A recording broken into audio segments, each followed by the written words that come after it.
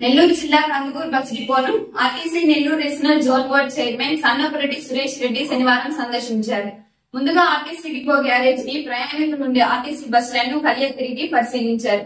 అనంతరం మీడియాతో ఆయన మాట్లాడుతూ గత వైసీపీ ప్రభుత్వం చేసిన నిర్లక్ష్యానికి అనేక ఆర్టీసీ బస్సులు మరమ్మతులకు గురయ్యాయని, వాటిని సరిచేస్తూ మరికొన్ని నూతన బస్సులను తీసుకొచ్చేందుకు రాష్ట్ర ప్రభుత్వం అనేక ప్రయత్నాలు చేస్తుందన్నారు. కూటమి ప్రభుత్వం ఇచ్చిన సూపర్ 6 హామీలలో మహిళలకు ఇచ్చిన ఉచిత బస్సు ప్రయాణం హామీని నెరవేర్చేందుకు సన్నాహాలు చేస్తున్నామని, త్వరలోనే అమలు పరుస్తామని ఆయన పేర్కొన్నారు.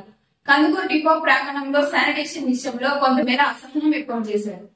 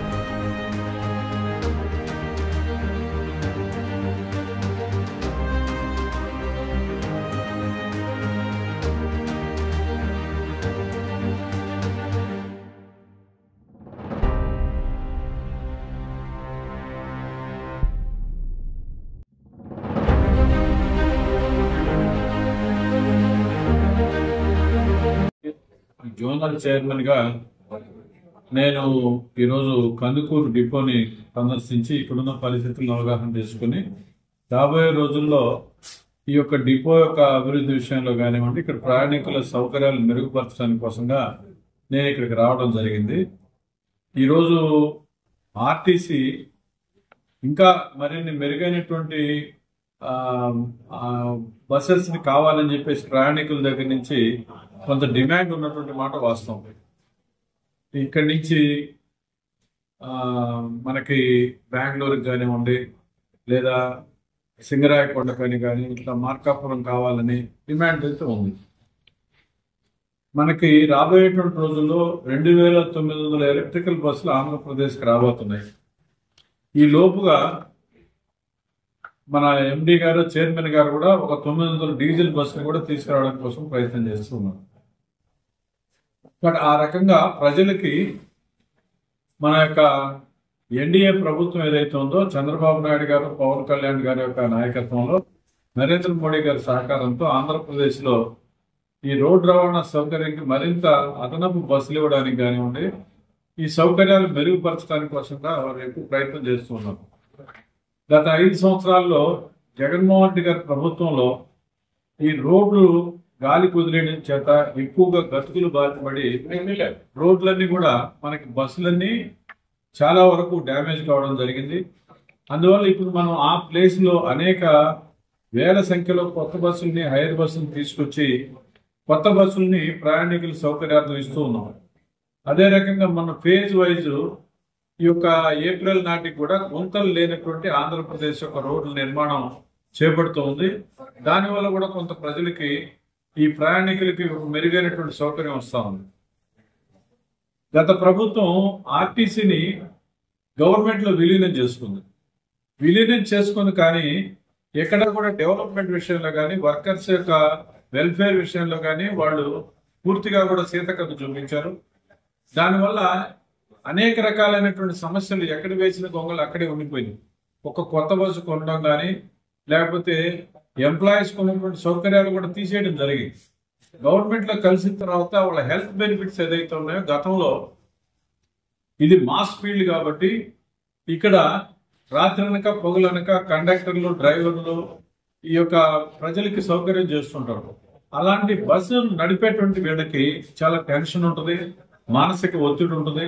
అందువల్ల వీళ్ళకి ఏదైనా సరే ఆరోగ్యం బాగలేనప్పుడు ఆర్టీసీ వాళ్ళే గతంలో మన యొక్క స్వతంత్ర సంస్థగా ఉండేటప్పుడు వాళ్ళకి కావలసినటువంటి మొత్తం వైద్య సహాయాన్ని మన ఆర్టీసీ డిపార్ట్మెంటే ఇచ్చేది. కానీ గవర్నమెంట్ లో ఆ ఫెసిలిటీ లేదు. ఇటీవల కాలంలో మనం చూసాం, ఎక్కువసేపు నైట్ డ్యూటీ చేసేటువంటి వాళ్ళకు కూడా అలవెన్స్లు కూడా కట్ చేసిన పరిస్థితి చూసాం. చంద్రబాబు నాయుడు గారు వారి యొక్క అనుభవజ్ఞుడు కాబట్టి వాళ్ళు వచ్చిన తర్వాత మరలా ఈ రోజున ఆ నైట్ డ్యూటీ అదనపు డ్యూటీ చేసేటువంటి వాళ్ళకి ఏదైతే గతంలో ఇస్తున్నటువంటి ఆ అలవెన్స్లు ఏదైతే ఉన్నాయో అవన్నీ మనం ఇస్తూ ఉన్నాం.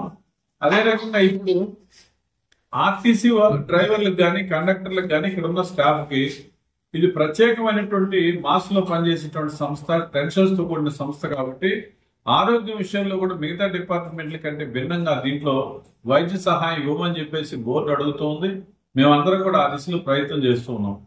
ఆ రకంగా ఆర్టీసీలో గత ప్రభుత్వం చేసినటువంటి ఒక అనాలోచితటువంటి కారణాలన్నింటినీ కూడా తొలగిస్తూ తిరిగి కొత్త కొత్త బస్సులు ప్రవేశపెట్టడం, ప్రయాణికులకు అదనపు సౌకర్యాలు కల్పించడం, రాబోయేటువంటి అతి కొద్ది రోజుల్లో మహిళలకు ఫ్రీ బస్ సౌకర్యాన్ని ఇవ్వడానికి ప్రయత్నం చేస్తూ ఉన్నాం. ఇప్పటికే ఒక 3000 ఖాళీలు ఉన్నాయి ఆర్టీసీలో.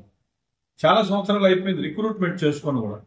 దానివల్ల ఎంప్లాయీస్ సతమతం అవుతూ ఉన్నారు.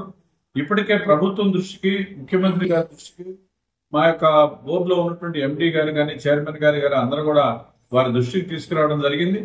ఆ రిక్రూట్మెంట్ కూడా కొంత వచ్చినట్టయితే వీళ్ళకు ఉన్నటువంటి ఆ పని భారం, ఒత్తిడి కొంతమేర తగ్గుతుంది. లేకపోయినట్టయితే ఎవరికి కూడా వాళ్ళకి కనీసమైనటువంటి వాళ్ళకి ఏదైతే లీవ్స్ కానివ్వండి, వాళ్ళ ఆరోగ్య సమస్యల కోసంగా వాళ్ళకి కావాల్సినటువంటి బాడీ ఫెసిలిటీస్ కానీ ఇవి ఇవ్వలేకపోతున్నాం. కారణం ఏంటంటే స్టాఫ్ బాగా కొరతుంది. ఆ పరిస్థితుల్లో వాళ్ళ ఆర్టీసీ నడుపుతున్నాం.